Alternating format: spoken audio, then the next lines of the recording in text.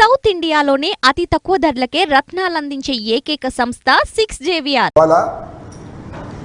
లేక ఆయన అధికారం తీసేసి గతంలో 5 సంవత్సరాలు 14 సంవత్సరాలు పరిపాలన చేసిన చంద్రబాబు నాయుడు గారికి అధికారాన్ని కట్టబెట్టాలా అనే అంశం మీదే ప్రధానంగా ఎన్నిక జరిగిందని నేను భావిస్తా ఉన్నా.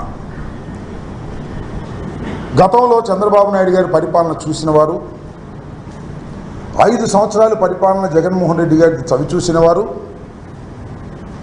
ఓట్లు వేయడానికి వచ్చినటువంటి తీరు చూసినప్పుడు నాకు చాలా ఆశ్చర్యం వేసింది.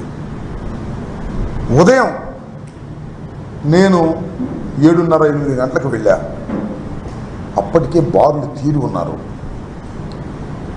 నేను అడిగే 8ంటికి వచ్చారమ్మా అని. మేము 5ంటికే వచ్చామండి అని అన్నారు. అంటే 5 గంటలకే మహిళలు, వృద్ధులు వచ్చి లైన్లో నిలబడ్డారు.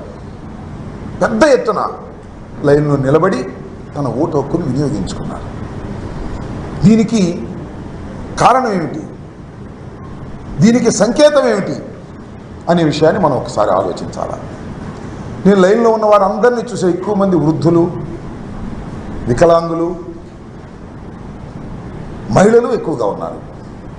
నేను భావిస్తున్నా 5 సంవత్సరాలు జగన్మోహన్ రెడ్డి గారి పరిపాలన చూసిన తర్వాత, సంక్షేమ కార్యక్రమాలు అందుకున్న తర్వాత, నా బిడ్డ జగన్మోహన్ రెడ్డిని మరొక్కసారి ముఖ్యమంత్రిగా చేయాలనే తాపత్రయంతో తమ ఓటు హక్కుని వినియోగించడం కోసం గంటల తరబడి వృద్ధులు, గంటల తరబడి మహిళలు, గంటల తరబడి వికలాంగులు క్యూలో నుంచున్నారనేటువంటి భావన కలిగింది నాకు పెద్ద ఎత్తున.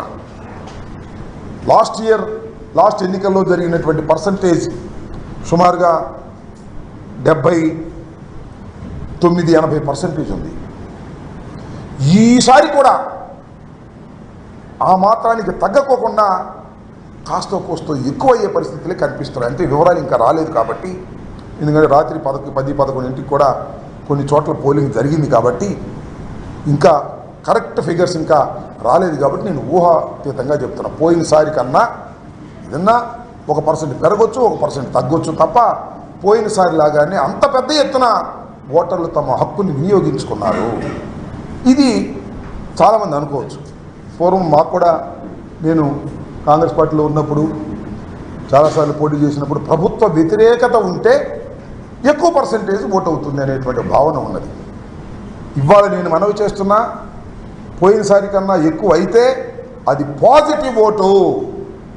పాజిటివ్గా జగన్మోహన్ రెడ్డి గారిని తిరిగి మళ్ళీ అధికారంలోకి తీసుకురావాలి, మా సంక్షేమ కార్యక్రమాలను అమలు చేసుకోవాలి, సుఖవంతంగా బతకాలి అనేటువంటి భావనతో బడుగు బలహీన వర్గాలు, మైనారిటీసు, ఎస్సీలు, బీసీలు, సంక్షేమాన్ని అందుకున్నటువంటి అనేక మంది ఓటర్లు వచ్చి తమ బాధ్యతను నిర్వహించుకొని మళ్ళా తిరిగి జగన్మోహన్ రెడ్డి గారిని ముఖ్యమంత్రిగా చూడాలనేటువంటి తాపత్రయం వారి ముఖాల్లో నిన్నే కాదు కనిపించింది.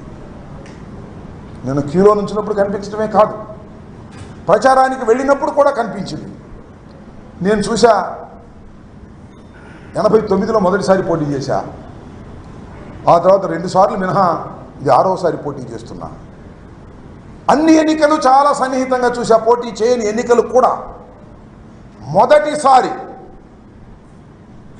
ఈసారి మాత్రమే ప్రతి గ్రామంలోనూ మహిళలు జెండాలు పట్టుకొని, కొన్ని గ్రామాల్లో అయితే ఆశ్చర్యం, పురుషుల కన్నా మహిళలే నా ప్రచారంలో పాల్గొన్నారు.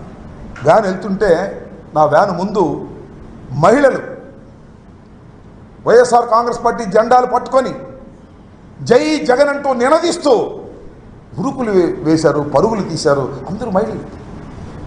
ఇదంతా మహిళల్లో ఉన్న సంకేతం. నేను ఒకటే మనవి చేస్తున్నా, మహిళలు పెద్ద ఎత్తున 70% ఆఫ్ మహిళలు ఏ కులమైనా ఏ మతమైనా జగన్మోహన్ రెడ్డి గారికి ఓటు వేశారని నేను విశ్వసిస్తున్నా.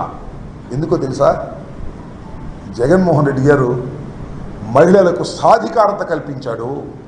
అమ్మఒడి మహిళలకు ఇచ్చాడు, డోక్రా మహిళల రుణమాఫీ మహిళలకు ఇచ్చాడు, ఇళ్ల పట్ట మహిళలకు ఇచ్చాడు. ఇట్లా ఏది చేసినా మహిళల ఖాతాల్లోకి చేసినటువంటి వ్యక్తి జగన్మోహన్ రెడ్డి గారు. అంటే మహిళలు ఒక ఆర్థిక స్వావలంబన కోసం, ఒక సాధికారత సాధించడం కోసం జగన్మోహన్ రెడ్డి గారు కృషి చేశారు. వారికి ఆ విధంగా సహాయం చేశాడు. కాబట్టి మా జగన్మోహన్ రెడ్డి గారికి మేము సహాయం చేయాలి, మళ్ళీ అధికారంలోకి తీసుకురావాలి అనేటువంటి ఉద్దేశంతో మహిళలు పెద్ద ఎత్తున చరిత్రలో ఎప్పుడూ లేని విధంగా మహిళలు జెండాలు పట్టుకొని వచ్చారు, వేలు మీద ముద్ర వేయించుకున్నారు, ఓటు ఫ్యాను గుర్తుకు వేసి వెళ్ళారు అని నేను పూర్తిగా విశ్వసిస్తున్నా. అది నా మనసుకు తట్టింది ప్రతి చోటకి వెళ్ళినప్పుడే మనవి చేస్తున్నాను.